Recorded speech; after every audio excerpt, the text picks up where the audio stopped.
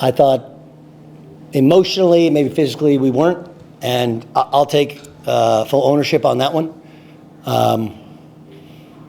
We tried as we might to make this about today, and shedding, memories of the past.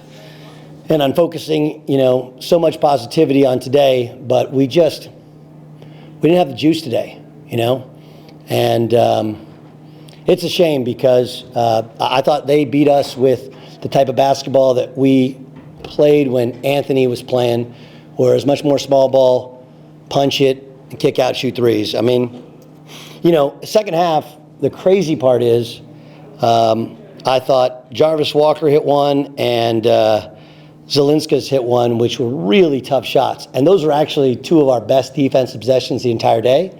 But the problem is that when a team that shoots that high a volume of threes and shoots a high percentage, when they get easy looks in the first half, that's a team that only won one game since we played them, against Detroit, blowout. And, look, they competed against Cleveland State. They were up in the second half, and Cleveland State, just kind of mauled them late.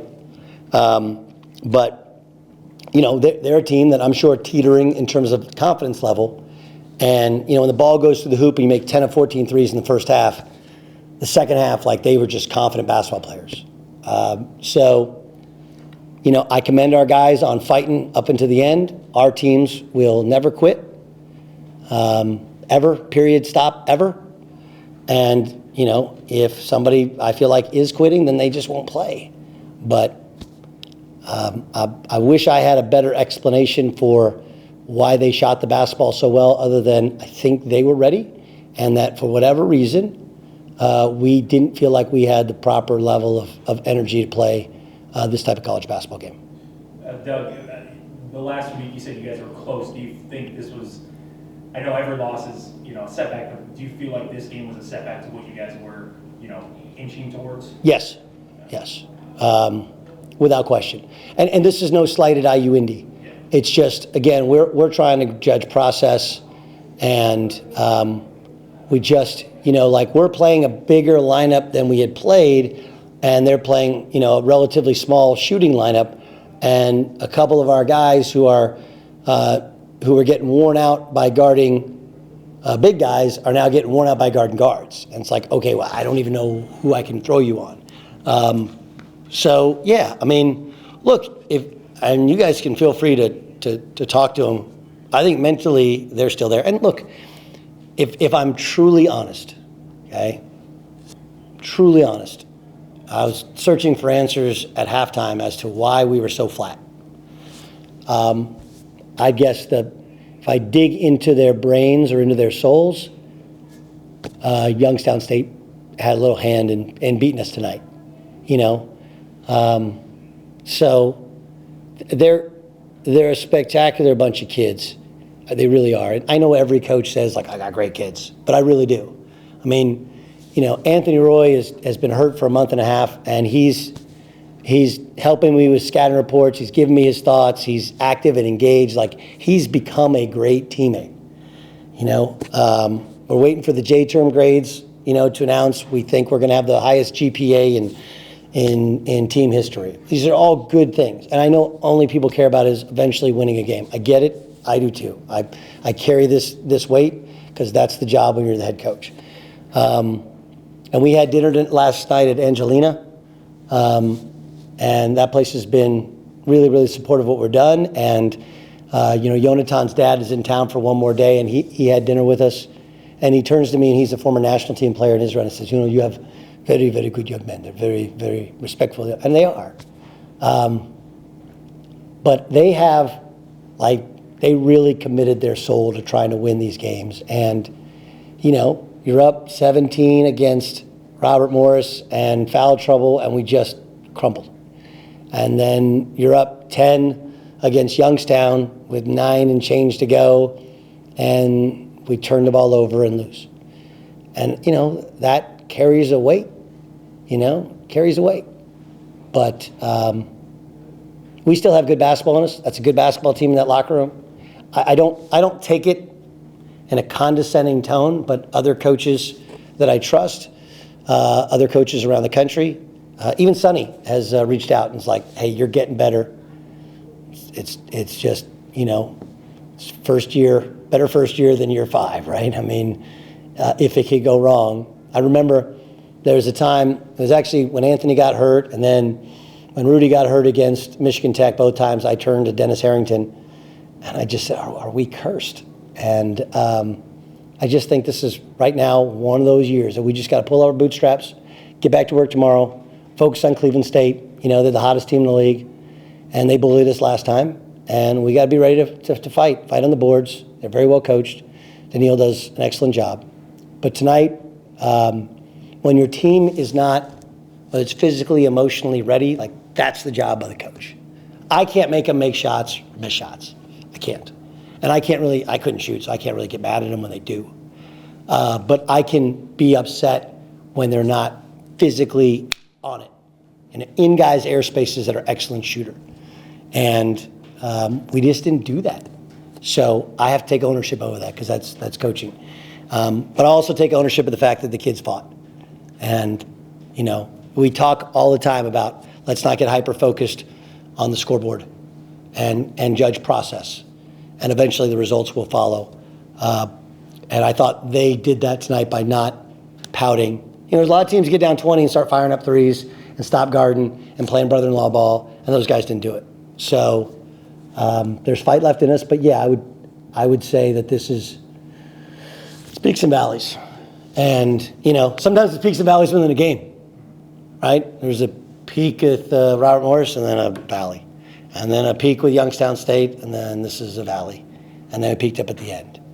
And if I could figure it out, I would, or you can figure it out, you guys let me know. You guys all have my cell phone number. So, but I appreciate the 1,968 that came. And when we return on Valentine's Day, we're going to keep fighting.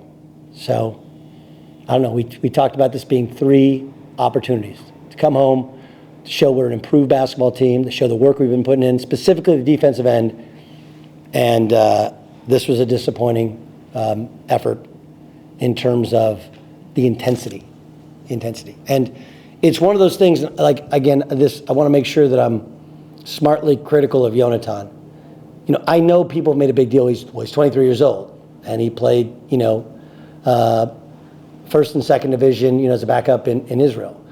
College basketball, the number one thing the reason that freshmen don't play, okay, and you can ask anybody, is you have no idea how much harder guys play in college. And the level of intensity in every drill, in every practice, and damn sure in every game that is required to play college basketball at the Division I level.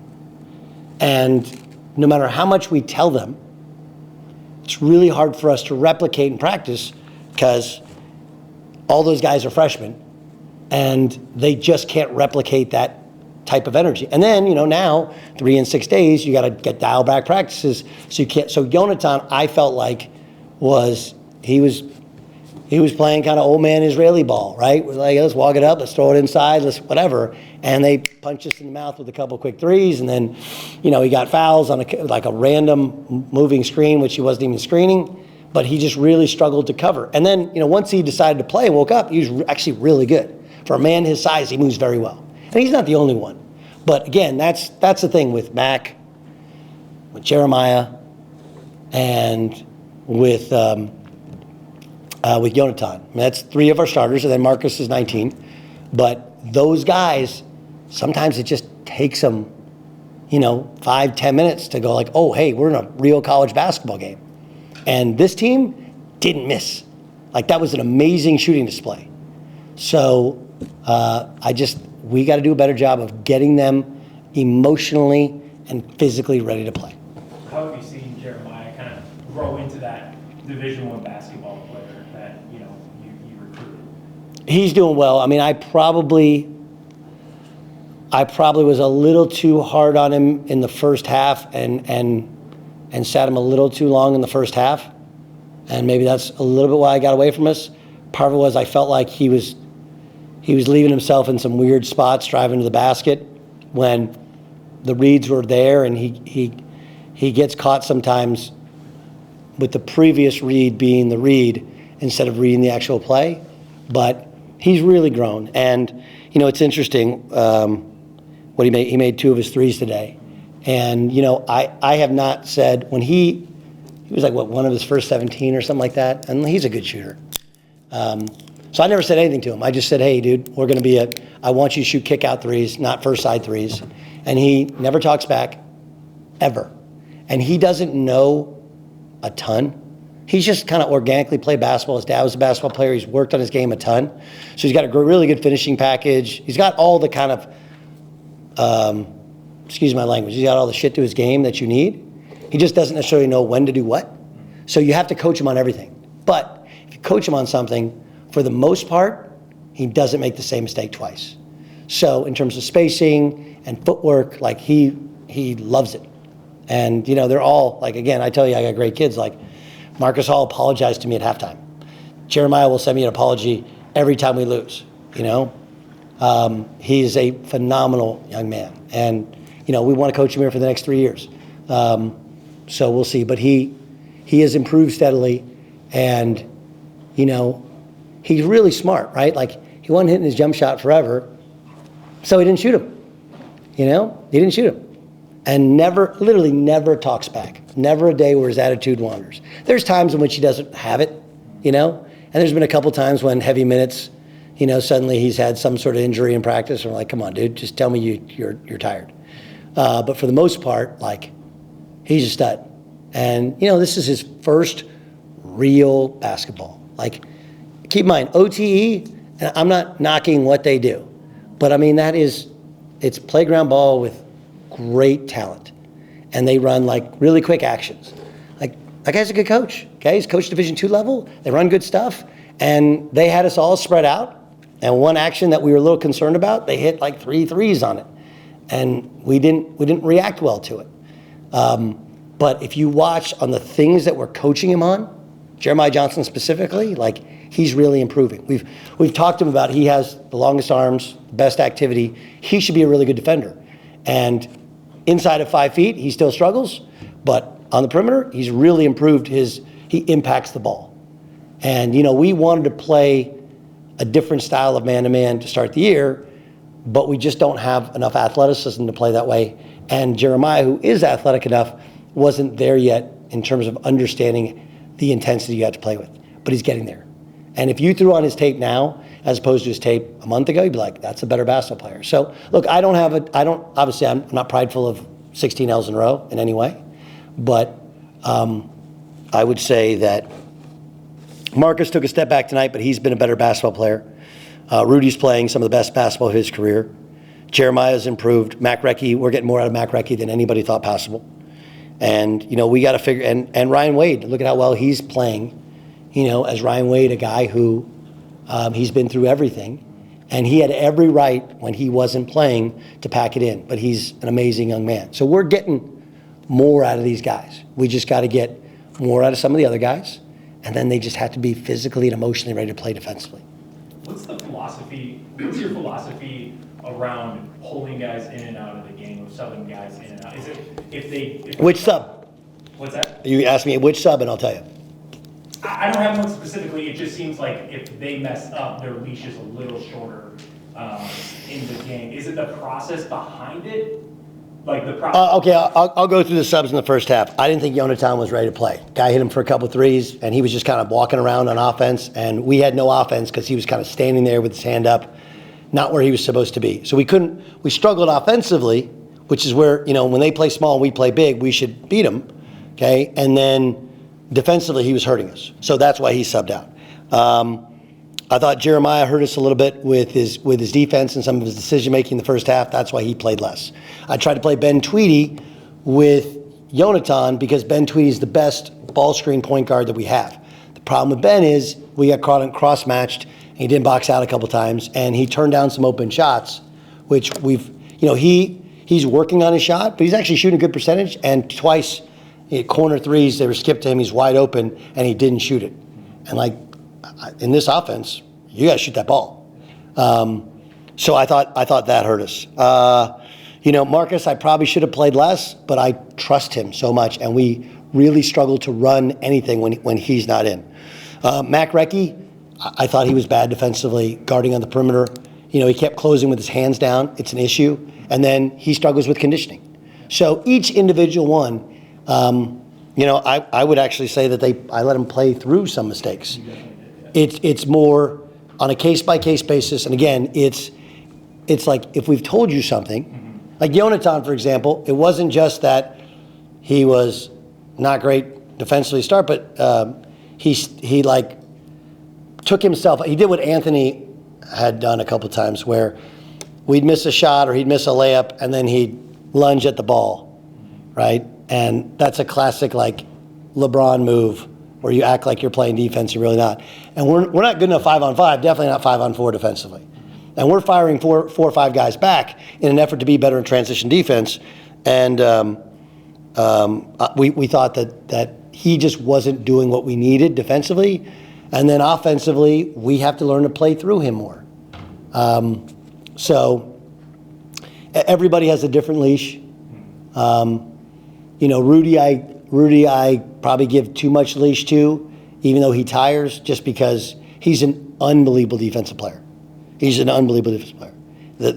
I got to go back and see, but I only think that Zelinska's 3 was on him. Outside of that, there was a couple in the lane. But almost always it's defense, rebounding, is why they come out. Or if they look tight. Yeah. Coach, you talk about Rudy, where you mentioned he's playing some of the best basketball of his career. With a team so young, what is it like to have him and his veteran presence on the floor? Everything. He's everything. I mean, he's even, like he knows we're going to add guys, and like Rudy will be our best recruiter we have for next year as well. So nobody feels bad for you. Nobody feels bad for me. But I don't know if I could make it through this year without Preston Rudiger. I mean that. Like he literally gives everything he has. I mean, the sucker hurt himself in practice yesterday trying to run through a screen, and we're like going 3/4 speed. He's got to drink pickle juice before every game because he cramps up because he plays so damn hard. So, I meant it when I said in the offseason, and I mean it throughout. He's the unquestioned leader. He represents Green Bay basketball, and I feel terrible for him that, he has to wear whatever we are 2-19. But he's also going to be a part of the solution. He's not part of the problem. Doug, it sounds like Anthony might get the boot off as early as next week. Yep. Is there any hope that he could be back sooner, or is it still really unknown? Anthony Roy will play basketball for us this year. So, but we can't do the, waiting on Godot thing. And because I don't know if you know, waiting on Godot never showed up. But we can't think, well, when Anthony gets back, we just got to get better. We got to be better defensively. It doesn't matter if he's here, if he plays, he doesn't play. But I don't know if you guys have watched, but like Anthony Roy is an incredible teammate. Comes to every practice, comes to every shoot around, right? And in college basketball, to have that and to tell guys, I'm coming back. I don't know when he'll play before then, but he has told everybody, I am playing senior night. So I'm not going to rush him. I'm not going to force him. Of course I'd love for him to play, right? He's a cheat code. He makes me look like so much better coach. But I believe Anthony Roy will play this year, and by sheer force of will. If he wants to tell you when he gets the boot off, he can. I don't want to violate any HIPAA laws.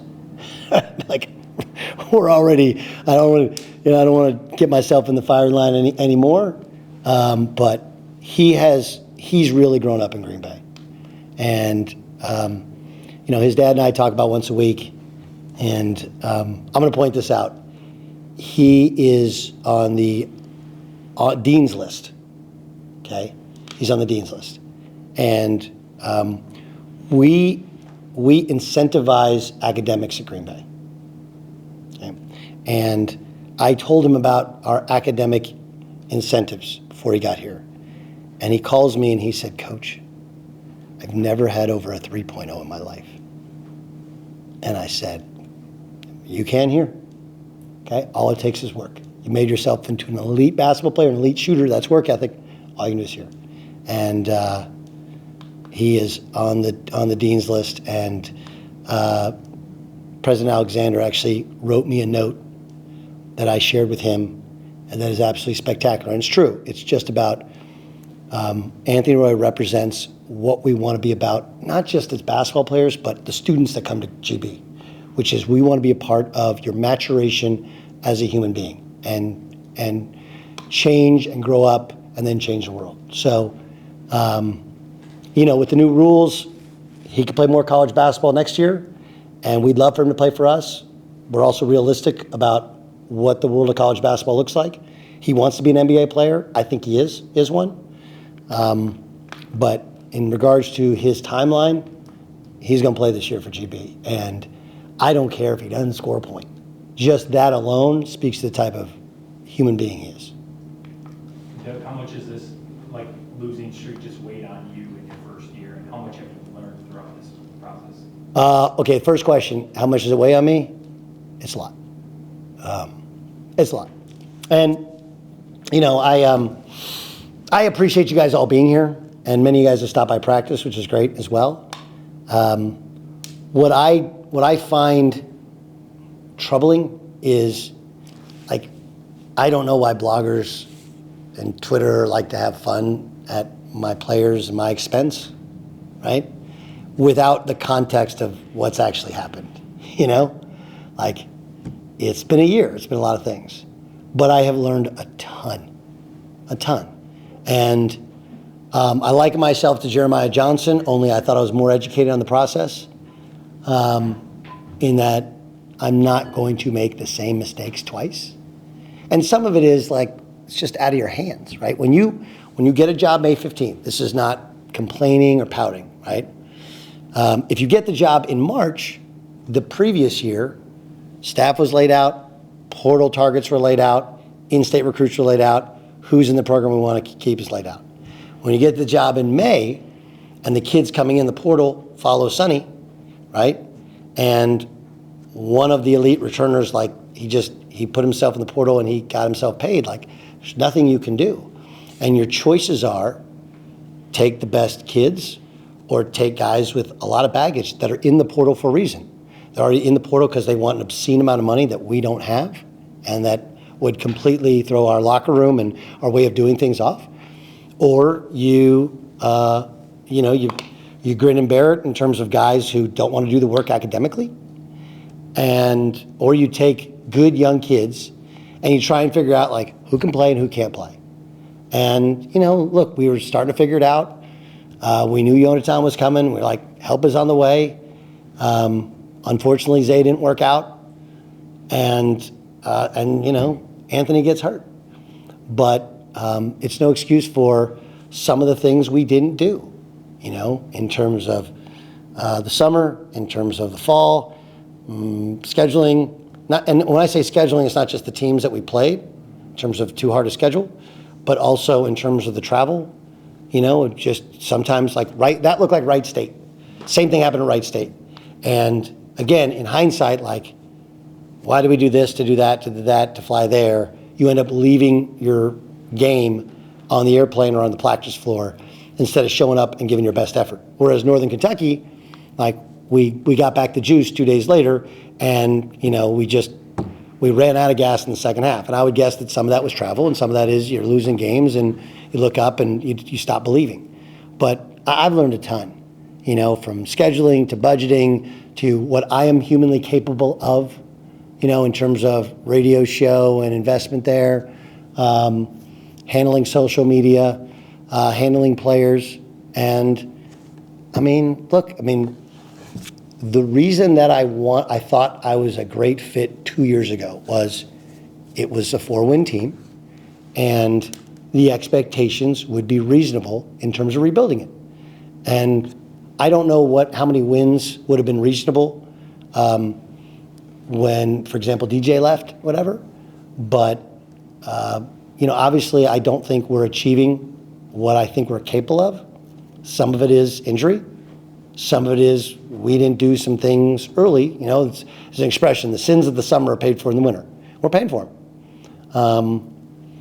And some of it is just like, you don't win with freshmen. Nobody does it, And people are like, well, it's a 28-0 run. Like, yeah, like we didn't have our starting big man and we had massive foul trouble and we go to the bench, they're all 18 years old. That's what it looks like. That's why nobody plays freshmen, except Cooper Flagg, who's the best player in the country. So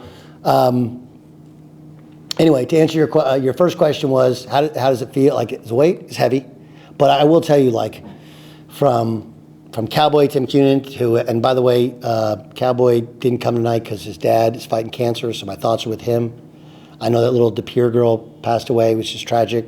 There's a lot of other stuff going on that we invest in emotionally. But, from Cowboy to Scott and Kelly Perry to, President Alexander to Josh Moon, like they're all unbelievably supportive and they all just want to help me take the weight off, and want to keep this thing together. Because I think you and I talked today, if people come around the program, we're doing the right things. We're doing the right things. We just got to grow up. And I told them, we had a little powwow, I think it was yesterday, might have been yesterday. And I said, look, I even have to grow up. Like, you have to mature as a coach. You have to mature as a coach and understand, there are times in which I get so frustrated. And I don't get frustrated because they miss a shot. I get frustrated because, like, we talked about that. We showed you on film. We worked on it. For 3 days, we worked on a couple of these things. And we said, hey, if you do this wrong, they're going to get a 3. And they shoot a high percentage and a high clip of 3s. And so, it takes every ounce of you to just stay positive, stay positive, stay positive. But I've learned a lot. And, it's funny, I was watching, Danny Hurley caught some heat because, what do you say, I'm the best coach in America, But remember, when Wagner, it wasn't good early. Rhode Island, it wasn't good early. And when he was at UConn, he was like, just wait.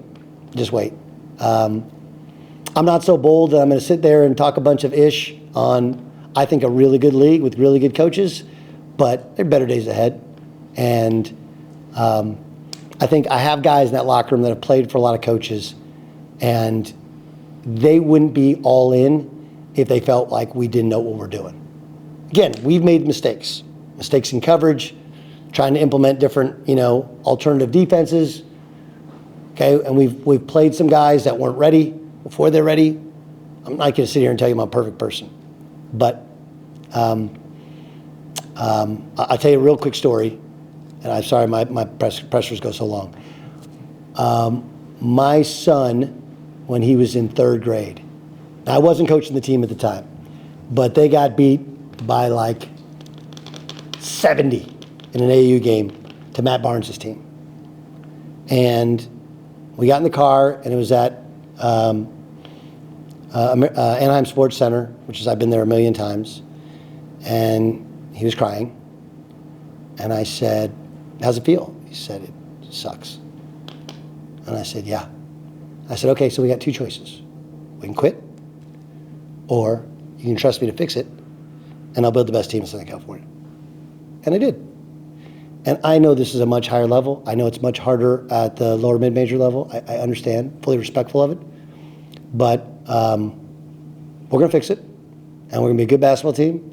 And all the negative haters or whatever, half of them will go like, I don't know what you're talking about. I was with you all along.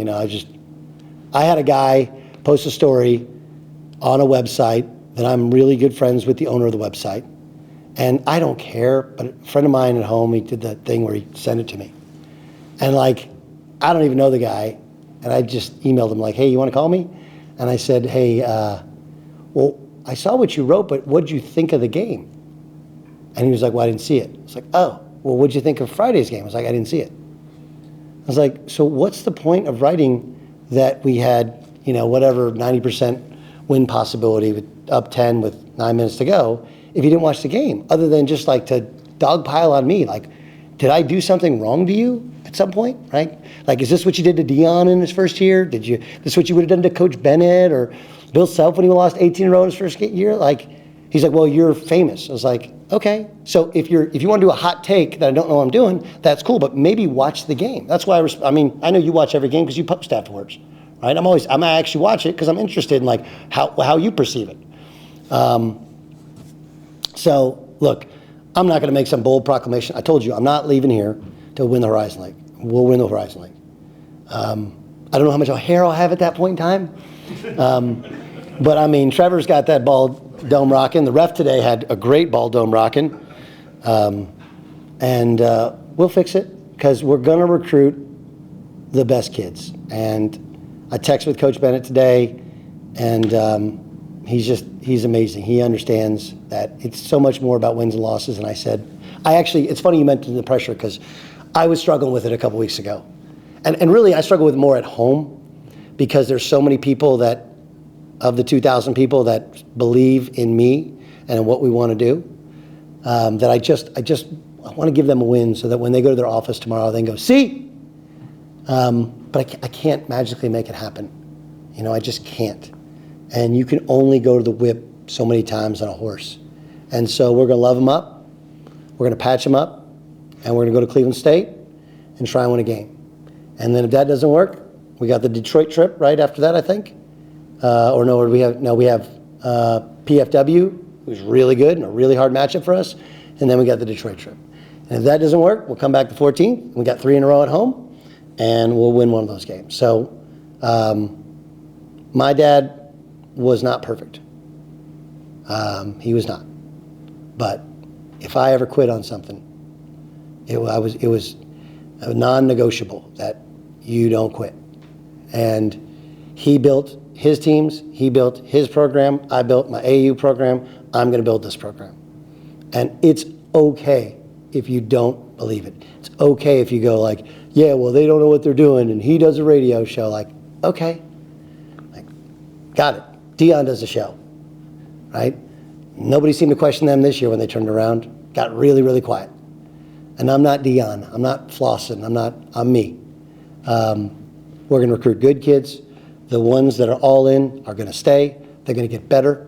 We're going to get better this year. We're going to win games this year. And we're going to do it the right way. And I remember when I first met Josh, he's like, hey, we're bottom of the horizon in everything. And I said, okay. So we're not bottom of the horizon in academics. We're not bottom of the horizon in off the court. We are bottom of the horizon defensively and rebounding, but the numbers, if you've looked up until tonight, have steadily improved. We got to cut down on the turnovers. It was better tonight, but there were still some untimely ones, and they weren't pressuring. It's more on us and our fatigue and decision making. And we're going to get better every day. And this is a valley. There's going to be a peak. And that's where I am. One more thing. I told the guys, I wrote down on the board, my favorite word in the English dictionary. It's indefatigable. And they didn't know what it meant, which is okay. But it's the ability to be tireless, to be without the capability of being fatigued. And that's what I am. And it's interesting because you said it's way heavy. The Milwaukee game was really hard. We hadn't had Anthony. He came back. They were just off.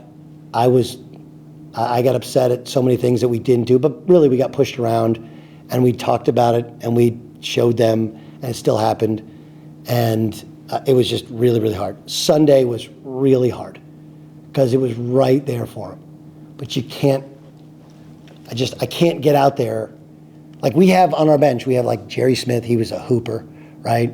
We got Jordan and me and Damon and Eric, Coach Sanders, like we were all hoopers. And if we could, we would get out there and show them and do it and, like finish the game.